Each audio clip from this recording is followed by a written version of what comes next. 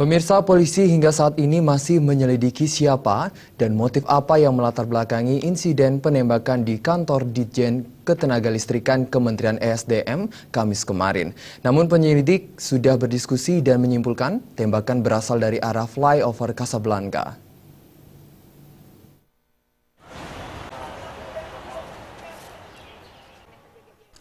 Kabid Humas Polda Metro Jaya Kombes Pol M. Iqbal mengatakan polisi hingga saat ini masih menyelidiki siapa pelaku penembakan kantor Ditjen Ketenagalistrikan Kementerian SDM Kamis kemarin dan motif yang dilakukan pelaku dalam aksi tersebut.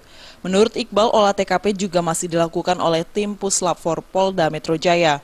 Untuk proyektil peluru yang ditemukan di ruang staf ahli menteri juga masih diteliti oleh tim Puslap 4. Kesimpulan sementara tembakan berasal dari arah flyover Casablanca. Iqbal menjelaskan jarak dari pinggir flyover ke gedung Ditjen Ketenagalistrikan kurang lebih 4 meter. Dari arah tersebut memungkinkan peluru menembus kaca kantor SDM setebal 5 mm.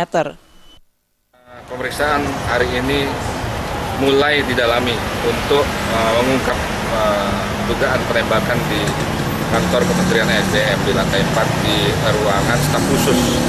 Ya, Bapak Widiawan. Jadi belum ada yang mengerucut pelaku dan sebagainya? Sampai saat ini belum ada, karena kita harus betul-betul melakukan penyelidikan mendalam terhadap ini. Oh, dugaan tembakan dari mana, Bang? Nah, sementara kalau kita lihat sudah melakukan diskusi di TKP, ya, penyidik dan teman-teman semua yang membackup menduga bahwa asal tembakan itu dari arah flyover. Selain olah TKP, sudah ada 4 saksi yang diperiksa dalam aksi penembakan ini. Saksi pertama yang diperiksa adalah orang pertama yang menemukan proyektil peluru tersebut.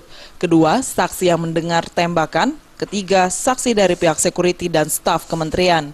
Dalam penembakan itu ada korban jiwa, namun kaca di ruang staf ahli menteri bolong tertembus peluru. Meski ada aksi teror ini, karyawan Kementerian SDM tetap beraktivitas seperti biasa. Dari Jakarta, Zikri Amin melaporkan.